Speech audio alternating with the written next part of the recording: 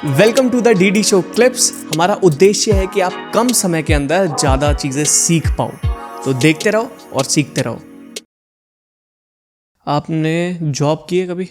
Job मैंने 1 हफ्ता करी थी वाले फ्लिपकार्ट के अंदर। वो भी यूनिवर्स ने छुड़वाई है मेरे से। और आपको मैं बता दूँ, आने वाला टाइम, अभी आप 28 के हो ना, आप फाड़ने वाले हो एक्चुअली मैम मार्केट में। I know. पता है, मैं ऐसे नहीं बोलता किसी को भी। मैं शायद दिन में 10 के आसपास 1-on-1 करता हूँ लोगों के साथ, और मेरी पिछले साल का रिकॉर्ड है 1500 घंटे में खड़ा होकर मैंने मीटिंग करी है। तो मैं बहुत लोगों से मिलता हूँ, मैं पहचान जाता हूँ। जैसे मैंने आपसे बात करी, बहुत सारे लोग पॉडकास्ट पाते हैं, मैं उनको नहीं बोलता कभी भी, लेकिन आप फाड़ने वाले हो क्योंकि आप एक्शन टेकर हो and you will kill it in coaching industry. मैं अपने आप की जब जर्नी देखता हूँ, क्योंकि मेरे पास बहुत पुराने वीडियोज़ हैं, मेरी बहुत पुरानी फ़ोटोज़ हैं। मैंने इंस्टाग्राम पर भी बहुत ही कम अपनी पुरानी फ़ोटोज़ डाली है। मैंने एक आई गेस 4 साल पहले वाली एक अपनी वीडियो डाली थी। तो उसमें मैं बेड पे बैठा हुआ था और अपनी पढ़ाई कर रहा था, प्रिपरेशन कर रहा था। वीडियो मैंने रैंडमली बना दी थी दैट मैं ये बनूंगा, मैं वो बनूंगा। इसलिए कि मैंने स्टार्टिंग से आई डोंट नो क्या था क्या नहीं था, मैंने कभी दूसरों के बातों को अपने ब्रेन में जाने ही नहीं दिया। अब जैसे स्टार्टिंग के अंदर मैं बहुत ज़्यादा स्टैमर करता था, बहुत ज़्यादा स्टैमर। लोग बोलते थे कि ब्रो जल्दी बोल, मैं मानता ही नहीं था, मैं बैरियर लगा देता था। मैं कहा ठीक है, ये बात यहाँ तक आएगी, कोई बात नहीं। मैं कहा ये तुम्हारी रियलिटी है, ये तुम्हारा परसेप्शन है मेरे को देखने का। मैं खुद को कैसे देखता हूँ वो मैटर करता है। मैं स्कूल तक I was very fat, very fat, मतलब जो वो होते हैं ना चबी इंसान।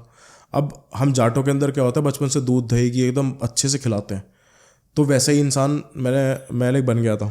तो जब फर्स्ट ईयर के अंदर एंटर करा मैंने, तो अब मेरी हाइट अच्छी थी, मतलब फर्स्ट ईयर तक मेरी 5'10" थी। मैं 6 फुट भी मैनिफेस्टेशन से पहुंचा हूँ। लोग अब बोलेंगे कि कैसे करना हाइट अगेन। तो मेरा एक फ्रेंड था, मेरे दिमाग में पता नहीं कहीं से आ गया था कि यार मेरे को थोड़ा ग्लैमर के अंदर जाना है। तो मेरा फ्रेंड आया, खींच के जिम लेके चला गया। फिर जिम करना स्टार्ट करा, 3-4 महीने के अंदर बॉडी ट्रांसफॉर्म हो गई, बिल्कुल पतला हो गया। फिर लोगों ने और वैलिडेशन देना स्टार्ट कर दिया कि ब्रो तू अच्छा दिखने लगा है थोड़ा सा, तू मॉडल बन सकता है। मैं कहा ठीक है, मॉडल बनते हैं अब। राइट। फिर मैंने तुरंत उस पर एक्शन लेना स्टार्ट कर दिया। मैंने तुरंत अपने फेसबुक पे डाल दिया कि मैं मॉडल हूँ। सर्च करना स्टार्ट कर दिया कि कहाँ पर ऑडिशंस होते हैं, फेक ऑडिशंस, रियल ऑडिशंस। मैंने हर जगह ऑडिशंस दिए। अगर 50 ऑडिशंस दिए, 50 ऑडिशंस में से 10 पॉजिटिव निकले।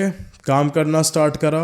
मेरे घर के अंदर बीच में आंगन था, उसमें शीशा था। जब बॉडी अच्छी हो जाती है ना तुम्हारी स्टार्टिंग के अंदर, तब तुम्हारे कपड़े पहनने का मन नहीं करता, क्योंकि तुम 18-19 साल के हो तुम, राइट। तो मैं कपड़े उतार के रहता था। जब भी मैं शीशे के सामने जाता था, मैं क्या यार कुछ ना कुछ चीज़ तो ये भगवान ने अच्छी बनाई है। तो वो मैं लुक्स भी मैनिफेस्ट करने लगा, मैं सारी चीज़ें मैनिफेस्ट करने लगा। वो चीज़ अब मेरे को आके पता लगती है कि अच्छा वो सारी चीज़ सेल्फ रिप्रोग्रामिंग थी। मैं अपनी सेल्फ इमेज को चेंज कर रहा था। मैं ये नहीं देख रहा था कि दूसरे मेरे को कैसे देखते हैं। मैं खुद का एक अपने कैनवस के अंदर अपने आप को मैं विजुलाइज और इमेजिन कर रहा था सबकॉन्शियस में। हाँ, मैं सबकॉन्शियसली कर रहा था। मेरे को ना कहीं से पढ़ा था, ना कुछ करा था। बस स्टार्टिंग के अंदर the power of subconscious mind book पढ़ी थी, तो वही सब चीज़ें दिमाग के अंदर चल रही, तो ऑटोमेटिकली चीज़ें अपने आप ही होने लग जाती है जब तुम अगेन आइसोलेशन के अंदर रहते हो। चीज़ें होती चली गई। फिर मॉडलिंग छोड़ा, फिर कहीं से लगा कि जॉब करनी चाहिए। फिर जॉब करके देखी, जॉब में मज़ा नहीं आया, तो मैंने सब कुछ कर लिया। फिर बाद में जाके 9-10 साल बाद फिर यूनिवर्स ने मेरे को ये चीज़ दी कि ब्रो अब तुमने इतना लर्निंग ले लिया है, इतने बुक्स पढ़ लिए हैं, तुमने हर एज हर स्टेज को एक्सपीरियंस कर लिया है, now it's time for you to teach people. अभी लाइफ में आप किस चीज़ से स्ट्रगल कर रहे हो सबसे ज़्यादा? स्ट्रगल किसी से भी नहीं। कुछ तो होगा जो आप करना चाहते हो लेकिन हो नहीं पा रहा है। ये सबकी लाइफ में होता है, मेरी भी है, इनकी भी होगा, सबकी में है। मतलब मेरे को ये चीज़ पता है कि जहाँ पर मेरे को पहुँचना है उसकी एक कॉस्ट है। तो मैं उस चीज़ को स्ट्रगल नहीं बोलता, मैं कहा कॉस्ट है, ये मेरे को पे करनी है। इसमें अगर मैं ये कहूँगा कि यार स्ट्रगल है, तो again I use words very wisely. मैं कभी भी किसी भी चीज़ को स्ट्रगल नहीं बोलूँगा, क्योंकि अगर मैं स्ट्रगल बोल रहा हूँ ना, तो मैं जो ऊपर जो यूनिवर्स जो भगवान है, मैं उससे बोल रहा हूँ, मैं उससे ये बोल रहा हूँ कि जो फेज तुमने मेरी लाइफ के अंदर लर्निंग के लिए डाला है, मैं उसको गलत बता रहा हूँ। तो आप लर्निंग फेज बोलोगे मैं उसको? इसको लर्निंग फेज बोलूँगा। Life is all about learning. क्योंकि ये रियलाइजेशन मेरे को तब आई जब मैं स्टार्टिंग के अंदर था। लाइक जब मैं अगर लाइक पीछे जाऊँ, वो मेरे को टाइम अगर मैं किसी और को बताऊँ तो लोग कहेंगे यार ये तो बहुत हार्ड टाइम था। मगर नहीं था वो हार्ड टाइम। अगर वो मेरे लिए हार्ड टाइम होता तो मैं आज इतने सारे लोग नहीं सुन रहे होते मेरे को, मैं पॉडकास्ट पे नहीं बैठा होता। So it's all learning. तुम किसी भी चीज़ को तुम स्ट्रगल नहीं बोल सकते। इट्स लाइक कि देयर इज़ अ कंसेप्ट कि चीज़ों को अपने आप को ऐसे बनाओ कि बहुत आसानी से एफर्टलेसली होने लग जाए। अगर तुमको ऐसा लग रहा है ना कि तुम किसी चीज़ में हार्ड वर्क कर रहे हो तो वो तुम्हारे लिए नहीं है। अपने काम को ऐसा चूज़ करो या एक्सप्लोर करो। अगेन चूज नहीं, एक्सप्लोर करो। You have to choose multiple things. उसके बाद पता लगेगा कि यार इसमें मैं एफर्टलेस हूँ। अब एक चीज़ होती है लाइक स्पेसिफिक नॉलेज। अब स्पेसिफिक नॉलेज तुम्हारे लाइक जेनेटिक्स से आती है, तुम्हारे डीएनए से आती है। यह भी मेरे को 4-5 महीने पहले लाइक रियलाइज़ हुआ कि मैं लोगों को सिखाने में क्यों ज़्यादा अच्छा हूँ। क्योंकि मेरे ग्रैंडफादर हैं, उनको पढ़ाना बहुत पसंद है। वो स्कूल के अंदर प्रिंसिपल थे। उन्होंने इतने सारे लोगों को लाइक ट्यूशन्स पढ़ाए हैं। उनको लाइक बुलंदशहर के अंदर बहुत लोग जानते हैं, बहुत IAS PCS बना दिए। मैं लाइक मेरे को याद है जब मैं वहाँ रहता था बुलंदशहर में अपने घर पे, तो आई गेस 50-60 लोगों की भीड़ लगी रहती थी। सुबह 5 बजे उठना, फिर उसके बाद स्कूल जाना, स्कूल से आने के मतलब 5 बजे से 7 बजे तक भी ट्यूशन्स होते थे। फिर स्कूल जाना, स्कूल से आने के बाद खाना वाना तो सब साइड में जाए, पहले पढ़ाना लोगों को सिखाना। अगर कहीं पर भी फैमिली के अंदर जा रहे हैं, कोई भी बच्चा दिख गया, उनसे बोल दिया कि बेटा अपनी किताब लेके आ जाओ। सो वही चीज़ मैंने एक्सप्लोर करी कि यार ये चीज़ मेरे अंदर भी, मेरे को लोगों को सिखाना पसंद है। पहले छोटे लेवल पे सिखाता था, अब मास लेवल पे एक सिखा रहा हूँ। सो इसलिए मेरे को पता है that I will be the greatest. For example बहुत सारे लोग बहुत सारी सिचुएशन में फंसे हुए हैं अपनी लाइफ में, एंड कोई पैसे नहीं बना पा रहा है, कोई लाइफ में ग्रो नहीं कर पा रहा है, किसी को प्रमोशन नहीं मिल रहा है, किसी का बिजनेस नहीं चल रहा है, बहुत सारी चीज़ हो रही है। उनको अपनी एनर्जी कैसे शिफ्ट करनी है और अपनी लाइफ को दोबारा से रीस्टार्ट कैसे करना है? रीस्टार्ट करने के लिए सबसे पहले अपनी फिजिकल हेल्थ देखो, राइट। सबसे first and the most important thing है कि फिजिकल हेल्थ पर काम करो।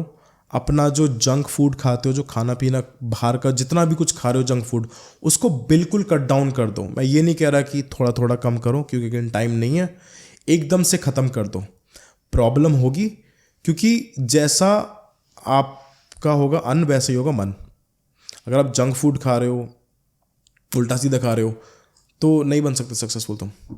क्योंकि यूनिवर्स की लैंग्वेज के अंदर you are disrespecting your body, you are disrespecting that beautiful thing, that like magical thing. सबसे पहले खाना पीना अपना सही करो, फास्टिंग करना स्टार्ट करो।